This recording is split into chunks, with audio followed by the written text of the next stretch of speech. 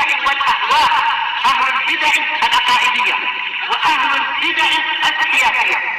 نقول بيننا وبينكم السلف، بيننا وبينكم الكتب، كان فيقول البدع بيننا وبينكم. Bismillahirrahmanirrahim. Qala al-Imam an-Nawawi rahimahullah wa an Abi Hurairah radhiyallahu anhu anin Nabiy sallallahu alaihi wasallam qala man nafasa an mu'minin kurbatan min kurabid dunya nafasallahu anhu kurbatan min kurabi yaumil qiyamah. Barang siapa melonggarkan atau melapangkan dari seorang mukmin kesulitan besar yang dia alami dari kesulitan-kesulitan besar di dunia, Allah akan melonggarkan atau melapangkan darinya salah satu dari kesulitan-kesulitan besar di hari kiamat.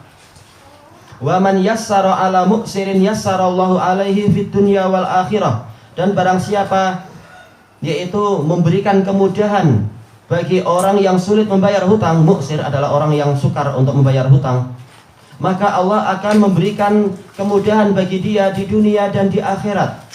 Wa man satara musliman satarahullahu fid dunya wal akhirah. Dan barang siapa menutup aib seorang muslim, maka Allah akan menutup aib dia di dunia dan di akhirat. Wallahu fi aunil abdi ma kana al abdu fi auni akhih. Dan Allah akan senantiasa menolong hamba selama hamba itu menolong saudaranya. Wa man salaka tariqan yaltamisu fihi ilma sahhalallahu lahu bihi tariqan ilal jannah. Dan barang siapa menempuh suatu jalan untuk mencari ilmu, maka Allah akan memudahkan bagi dia dengan perjalanan tadi, perjalanan menuju ke surga. Wa majtama'a qaumun fi baitin min buyutillah. Dan tidaklah suatu kaum itu berkumpul di salah satu dari rumah-rumah Allah Ta'ala.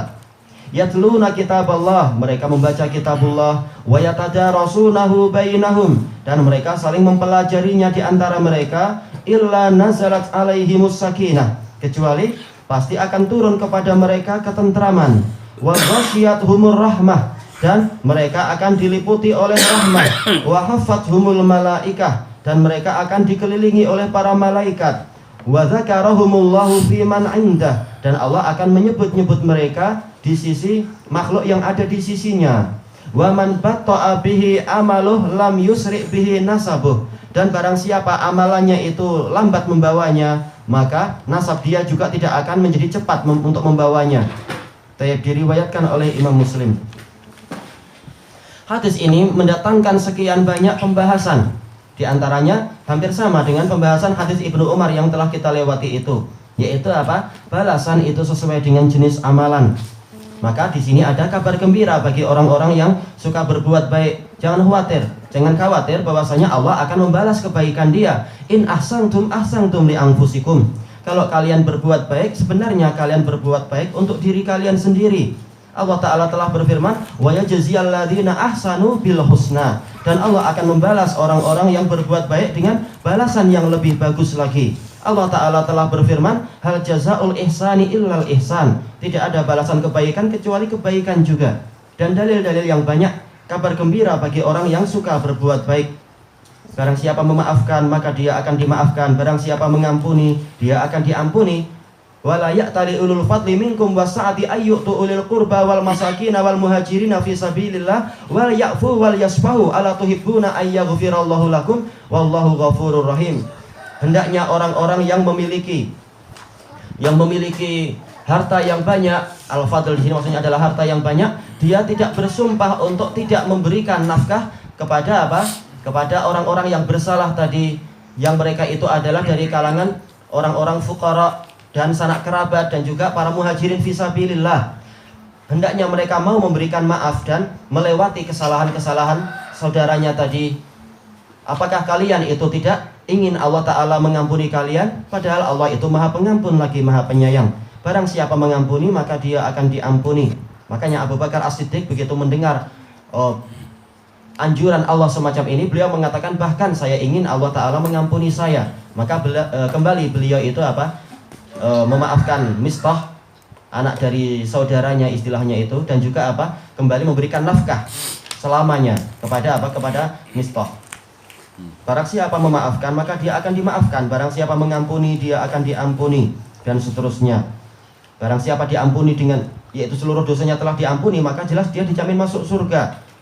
Kenapa? Kalau dosanya sudah tidak ada, maka di akhirat, kalau tidak di neraka adalah di surga. Maka jangan heran kalau Abu Bakar As-Siddiq dipanggil dari seluruh pintu. Baik. Demikian pula Pak, kaidah ini tadi juga mengandung peringatan bagi orang-orang yang berbuat jelek. Kenapa? Allah Ta'ala telah berfirman, liyajziyal ladzina asa'u bima amilu, agar Allah membalas orang yang berbuat jelek sesuai dengan amalan mereka. Maka kejelekan akan dibalas dengan kejelekan yang setimpal. Allah Ta'ala telah berfirman, wa in ansa'tum falaha, kalau kalian berbuat jelek, maka kejelekan itu juga akan kembali menimpa kalian. Balasan itu sesuai dengan amalan. Wala yahiqul makrus sayyi illa bi ahlih, tidaklah makar yang buruk itu menimpa kecuali pelakunya. Allah Ta'ala juga telah berfirman, man i'tada fa innama ya'tadi ala nafsih, barang siapa berbuat melampaui batas, sebenarnya dia telah melampaui batas terhadap dirinya sendiri. Dan juga Allah Ta'ala telah berfirman, apa itu? Innama baghyukum ala anfusikum, kezaliman kalian sebenarnya akan menimpa diri kalian sendiri. Sebagaimana ucapan orang Arab, tapi anak tidak hafal bahasa Arabnya itu. Apa itu? Man hafara hufrah yaqa fiha, barang siapa menggali sebuah lubang, dia akan jatuh ke dalam lubang itu sendiri, cepat atau lambat. Baik, menunjukkan apa? Balasan kejelekan juga setimpal, kecuali kalau orangnya mau mohon ampun atau Allah memaafkan dengan hikmahnya dan seterusnya itu. Baik, makanya disebutkan di sini, barang siapa melapangkan dari seorang mukmin kesulitan besar, dari salah satu kesulitan besar di dunia, maka Allah akan melapangkan darinya salah satu dari kesulitan besar di hari kiamat. Dan ini adalah kabar gembira, karena hari kiamat adalah kesulitannya jauh lebih besar. Balisa atau mau iduhum wasa atau adha wa amar. Bahkan hari kiamat itulah hari yang dijanjikan untuk mereka, dan hari kiamat itu lebih berat dan lebih pahit. Fa idza nuqira fin naquri fadzalika yauma idzi yaumun asir. Apabila trompet itu telah ditiup, maka pada hari itu adalah hari yang berat. Alal kafirina ghairu yasir, terhadap orang kafir itu bukan perkara yang mudah. Hari kiamat adalah hari yang sangat sulit. Apakah orang awal-awalnya sudah takut, oh itu adalah hari yang sulit? Oh, tapi Allah Ta'ala telah mengabarkan kepada kita kabar gembira, yaitu ini untuk orang kafir, dia itu hari yang tidak mudah. Apakah kita mengatakan, oh nggak masalah, kita bukan orang kafir?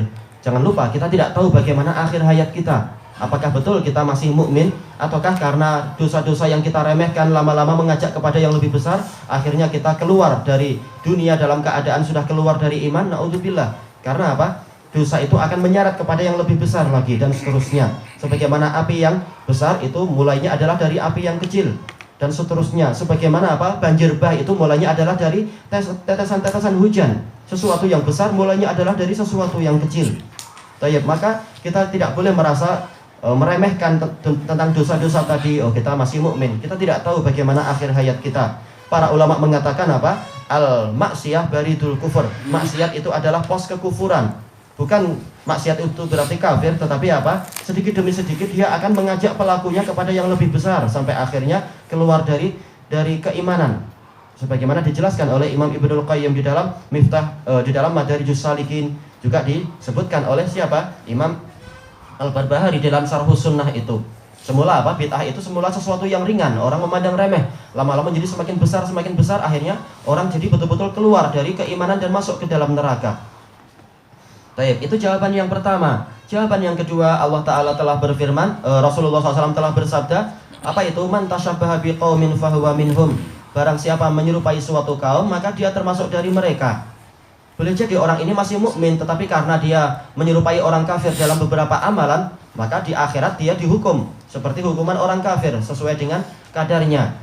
Kita tahu bahwasanya orang yang mencuri dia akan terlaknat dan dia dimasukkan ke dalam neraka. Sebagaimana Rasulullah telah bersabda, beliau melihat bagaimana para pencuri yang mencuri di Makkah itu kemudian apa? Dia diseret di dalam neraka dengan membawa ini dan itu dan seterusnya. Tapi menunjukkan apa? Neraka itu walaupun uiddat lil kafirin, disediakan bagi orang kafir, ternyata pelaku maksiat juga apa?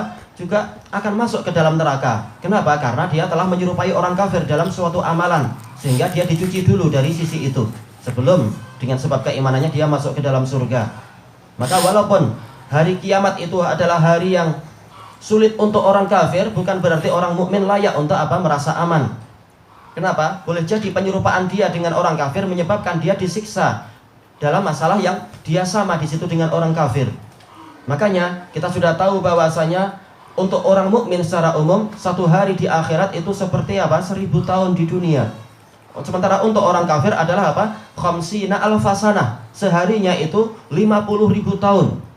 Ini adalah hukuman yang terlampau berat. Berapa hari mereka di hari kiamat nanti selamanya. Nah, tinggal dihitung itu lama hari orang-orang kafir. Tapi apa? Ada orang-orang mukmin yang melakukan amalan seperti sebagian amalan orang kafir sehingga hukumannya pun disamakan. Yaitu apa? Orang-orang yang tidak mau membayar zakat. Sebagaimana hadis Abi Dzar dan juga hadis Abi Hurairah di Sahih Muslim itu. Yaitu apa? Orang-orang yang tidak mau membayar zakat, maka dia dihukum. Disebutkan dengan hadis yang panjang itu, yaitu apa? Seharinya adalah 50.000 tahun. Bagaimana dijadikan berbeza manakala dia menyelisihi jalan mukminin dan menyerupai jalan orang kafir dalam masalah ini, maka ternyata hukumannya disamakan dalam sudut pandang ini. Naudzubillah. Maka inti pembahasan tadi adalah apa? Yaitu manakala Allah Ta'ala menjanjikan keselamatan bagi orang-orang yang mau menolong kaum muslimin di dunia, maka ini adalah kabar gembira. Dia akan diselamatkan dari salah satu kesulitan besar di hari kiamat. Karena hari kiamat memang hari yang jauh lebih berat daripada di dunia. Ini bukan hanya apa? Bukan hanya untuk orang kesulitan itu bukan hanya untuk orang kafir. Orang mukmin juga akan mengalami sekian banyak kesulitan. Makanya Rasulullah mengabari di sini apa? Orang yang mau menolong saudaranya di dunia, dia akan tertolong dari kesulitan di akhirat. Dan tidak layak dia mengatakan, oh kesulitan di akhirat itu hanya untuk orang kafir, kata Allah. Tidak. Ternyata apa? Hadis ini mengisyaratkan boleh jadi kesulitan-kesulitan itu juga menimpa orang mukmin. Dia selamat bukan semata-mata karena keimanannya, tetapi kalau dia mau menolong saudaranya, maka baru dia akan selamat dari salah satu jenis kesulitan besar di hari kiamat. Ternyata kesulitan besar itu banyak. Kenapa? Karena dosa-dosa. Di antara kesulitan di akhirat adalah apa itu?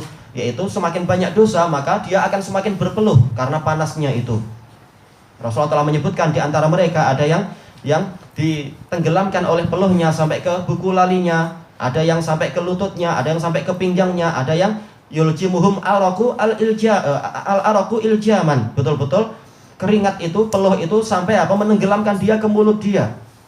Padahal apa? Orang boleh jadi orang di sampingnya dia tidak berpeluh sama sekali. Ini dengan sebab apa? Karena banyaknya dosa. Belum lagi kesulitan yang lain lagi. Masih banyak jenis-jenis kesulitan di hari kiamat. Allah Ta'ala telah berfirman, wa badalahum minallahi ma lam yakunu yahtasibun. Akan tampak bagi mereka dari Allah perkara yang tidak mereka sangka sama sekali. Banyak sekali kesulitan yang tidak pernah kita sangka ada, ternyata di hari kiamat itu ada.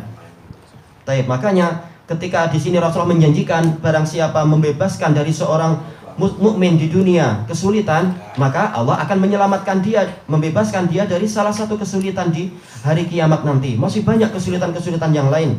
Semakin bagus dia menolong saudaranya, maka semakin bagus juga pertolongan Allah nanti di akhirat. Ini adalah kabar yang sangat penting untuk diperhatikan. Kelanjutannya besok insyaallah, wallahu a'lam.